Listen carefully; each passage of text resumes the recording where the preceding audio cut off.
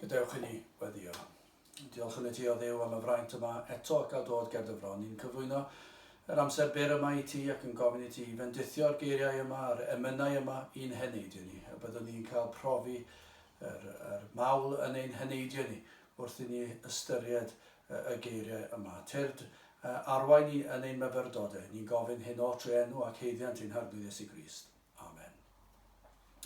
Wel, y bwriad nawr yw i edrych ar un emyn, ac o wythnos i wythnos os dyw ei mynd, byddwn ni'n dewis emyn ac yn rhoi rhai o'n myfyrdodau personol ac yr hyn mae'n ei olygu i fi. Wrth gwrs, dwi ddim yn astudiaeth llawn o'r emyn, ond yr hyn mae'n ei olygu i fi wrth i fi ganu ac i ddarllen y geiriau yma. Yr un dwi wedi ddewis heddi yw fy hoff emyn, mi dafla maich oddi ar fy ngwar.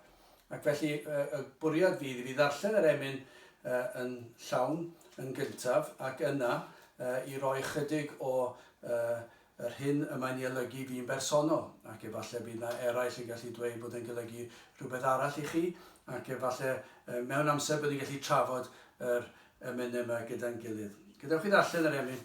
Mi dafla maich oddi ar fy ngwar wrth deimlo dwyfol oes, ei ogrwydd fel mynyddoedd byd dri'n ganu wrth dy groes. Os edrych wnaf i'r dwyrain draw, os edrych wnaf i'r de, ymhlith a fi neu yntau ddaw, does debyg iddo fe.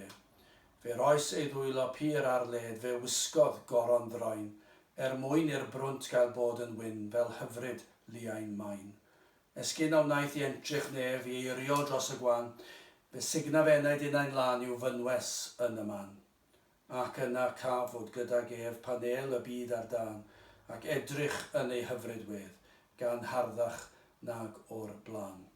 Mae'n sicr yn un o'r emynau mwyaf adnabyddus, yr emyn gorau a ysgrifennwyd yn fy marn ni, yn sicr yn un o'r emynau gorau a ysgrifennwyd mewn unrhyw iaith. Ac mae yn rwystredig ambell waith yn diwedd ac yn drist pan yn clywed pobl yn cyfeirio at yr emyn yma ac yn pwysleisio popeth ond y cynnwys. Llawer efallai yn siarad ac yn dyrchafu'r emyn ac eto yn sefyll yn ffyrnig yn erbyn yr hyn y mae Pantycelyn wedi brofi. Mae'n fater o dar calon nad yw rhai wedi profi'r hyn a brofodd Pantycelyn. Achos beth dwi'n tybio sydd yn yr emyn yma yw tystiolaeth pob Cristion, profiad y Cristion sydd yma o'r dechrau i'r diwedd. Os ych chi'n edrych yn y bennill gyntaf, mi dafla maich oddi ar fy ngwar wrth deimlo dwyfol loes. Dyna i chi. Ydych chi wedi profi profiad tebyg i hynny. Adeg pan oedd yr ysbryd glân wedi agor llygad yr enaid ac wedi dechrau dangos i chi eich pechod ac yn brifo ac yn boenus. Ac yn sicr pan ni'n cofio nôl ac pan ni'n edrych yn pechod nawr i ni'n gallu cyfeirio at fel mae Pantycelyn. Mae'n faich drom ar ein hysgwyddau ni'n tynnu ni lawr. Mae mor drwm, mae fel mynyddoedd byd. Dyna fel mae'r Cristion yn teimlo cyn dod i gredu. Mae'n edrych nôl ar yr adeg cyn iddo ddod i gredu ac yn dweud roedd fel mynyddoedd byd yn pwyso lawr ar y galon. Roedd bron iawn yn deimlad corfforol yr eogrwydd yma. Ac yn sicr mae Pantycelyn yn taro'r hoelen ar ei phen wrth deimlo dwyfol oes. Mae e'n rhywbeth ysbrydol. Gwaith yr ysbryd glân yw hyn pan mae'r ysbryd glân yn dangos ein pechod. Dyna be mae'r Cristion wedi brofi ac yna mae e'n mynd tuag at y groes, dri'n ganu wrth y groes. Dyna'r lle ac mae'r ail bennill yn symud ymlaen at y groes yn diwedd. Beth nath Iesu Grist i'n helpu ni yn ein cyflwr triennus o'n pechod ni.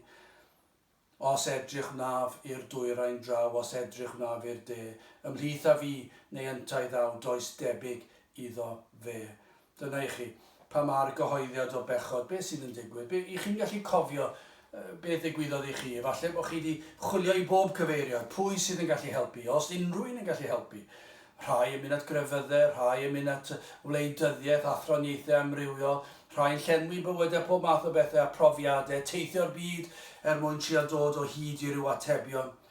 A falle wedyn yn trio gwella'n hunan, yn trio edrych i bob cyfeiriad o fewn fi fy hun efallai yn trio gwella fy mywyd i trio cadw rhyw addunedau.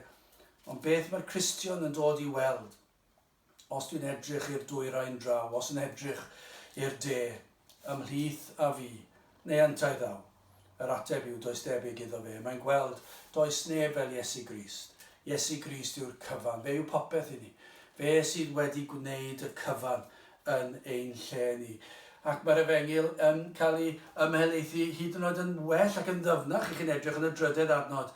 Beth nath Iesu Grist drostom ni? Fe roes ei ddwylo pur ar led, fe wisgodd goron ddraen. Mwyn i'r brwnt gael bod yn wyn, fel hyfryd lien mae. Mae'n anhygoel. Chwarae crefydd yw edrych ar y barddoniaeth, falle bod yna le i hynny, neu gwrando ar y dôn, achos mae'r dôn yn hyfryd. Ond ydych chi wedi profi beth brofodd Pantycelyn?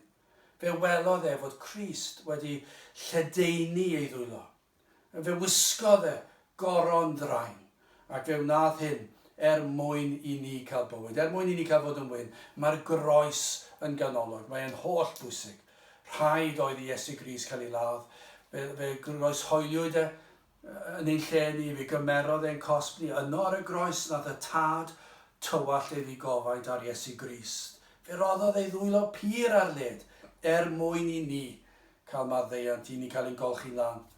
Ac yna dyna i chi gysur. Mae'r Cristion nawr gyda'r sicrwydd o gadwedigaeth bod Iesu Grist wedi talu'r pris ei fod wedi cyflawni'r gyfraith, fod wedi cymeryd ein cosb yn ein lle ni. Ac yna'r cysur adnod 4, bennill rhi 4. Esgyn a wnaeth i entrych nef i eiriol dros y gwan. Be signa fe enaid yna'n lan yw fynwes yn y man. Dyna i chi gysur, hyd yn oed heddi nawr, ei fod yn eiriol trosom. Ac yna'r gobaith i'r Cristion. Dyna'r sicrwydd i ni. I ni'n gallu gwynebu bywyd ac hefyd yn gallu gwynebu marwolaeth gyda'r sicrwydd cadwedigaeth. Y sicrwydd yna fod yr arglwydd Iesu Grist wedi gwneud y cyfan yn ei lle ni. Ac yna cafod gyda gef panel y byd ar dan ac edrych yn ei hyfryd wedd gan harddach nag o'r blaen. Wel dyna i chi, bydd hwnna yn wir. Cawn ni weld wyneb yn wyneb, bydd ffydd yn diflannu ac yn troi'n olwg, ac fe cawn ni gweld ei hyfryd wedd. A mae'n dweud gan harddach, ac fydd y tipyn mwy na hynny, fydd y tu hwnt i unrhyw beth i ni'n gallu ddychmygu.